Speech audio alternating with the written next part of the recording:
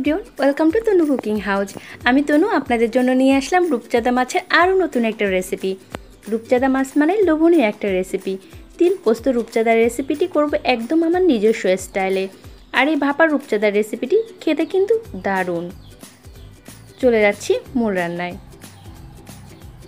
এখানে নিয়েছি 4টা রূপচাঁদা মাছটা ভালো করে ওয়াশ করে জল ঝরিয়ে নিয়েছি। এরপরে নিয়ে নিচ্ছি কলা পাতা।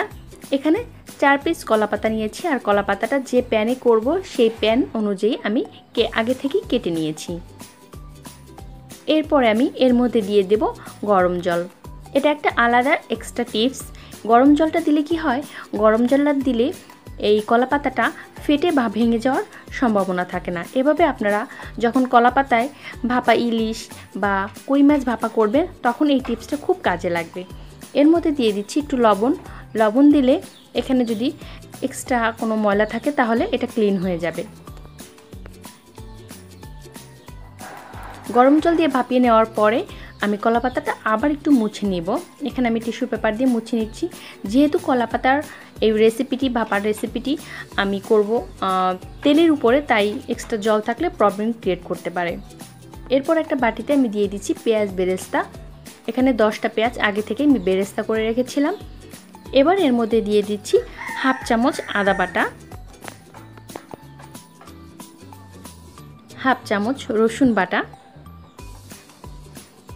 1 চামচ লাল মরিচ বাটা। এখানে 10টা কাজু বাদাম আগে থেকে একটু ভিজিয়ে রেখে পেস্ট করেছিলাম, দিয়ে দিচ্ছি কাজু বাদাম বাটা 2 চামচ।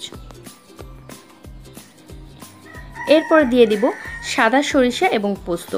সাদা সরিষা এবং পোস্ত সঙ্গে 2টো কাঁচামরিচ একটু লবণ সহ আমি আগে থেকে বেটে রেখেছিলাম। আর সরিষা এবং পোস্তটা আমি আধা ঘন্টা ভিজিয়ে রেখে তারপরে পেস্ট করেছি। এখানে সাদা সরিষা এবং পোস্ত দিয়ে দিচ্ছি 4 চামচ, আর সঙ্গে দিয়ে দিচ্ছি 1 চামচ লবণ, 1 চামচ হলুদ, হাফ চামচ কালো গোলমরিচের গুঁড়ো,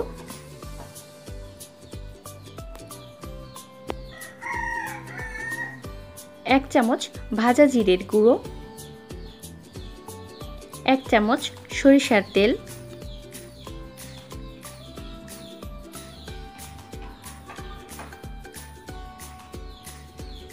আর দিয়ে দিচ্ছি সাদা তিল।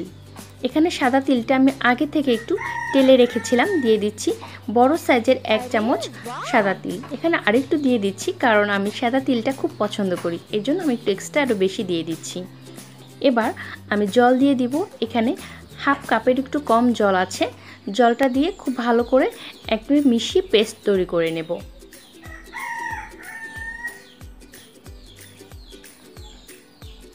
মশলা মিক্সড করা শেষ। এবার রান্নার পালা।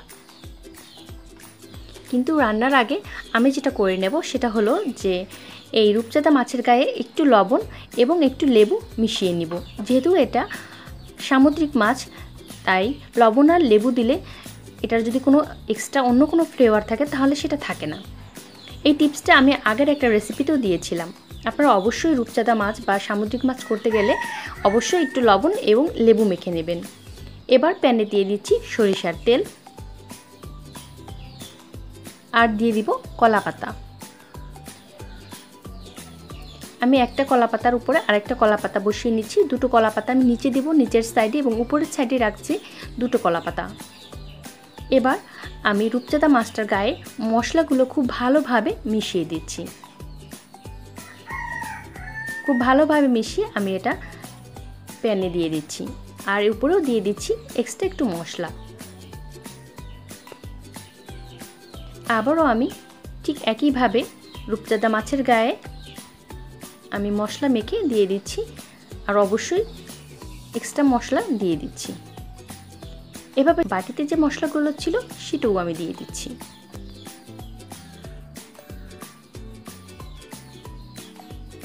এবার এখানে দিয়ে দিচ্ছি 3টে কাঁচামরিচ, 2টো তেজপাতা, আর যেহেতু আমি পেঁয়াজ বাটা ইউজ করিনি তাই আমি রিং রিং করে কাটা পেঁয়াজ দিয়ে দিচ্ছি উপরে। উপর থেকে ছড়িয়ে দিচ্ছি সাদা তিল,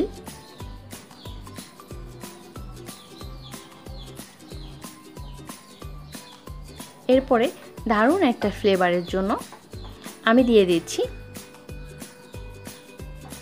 2 চামচ ঘি।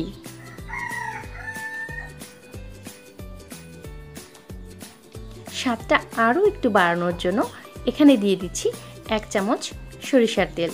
সরিষার তেলটা যেহেতু আমি মশলার সময় ইউজ করেছিলাম, তাই উপর থেকে আমি 1 চামচ দিয়ে দিচ্ছি। এবার বাকি কলা পাতা দুটো দিয়ে উপর থেকে ঢেকে দিচ্ছি।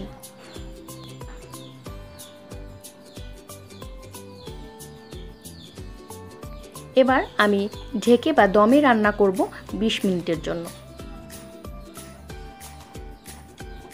আর 20 মিনিটের প্রথম 5 মিনিট এটা হাই হিটে থাকবে, তারপরে একদম মিডিয়ামে থাকবে। আরে বাহ! 20 মিনিট পরে আমি এটা একটু চেক করে দেখব এটা কেমন হয়েছে। একটু চেক করে দেখছি। দারুণ হয়েছে।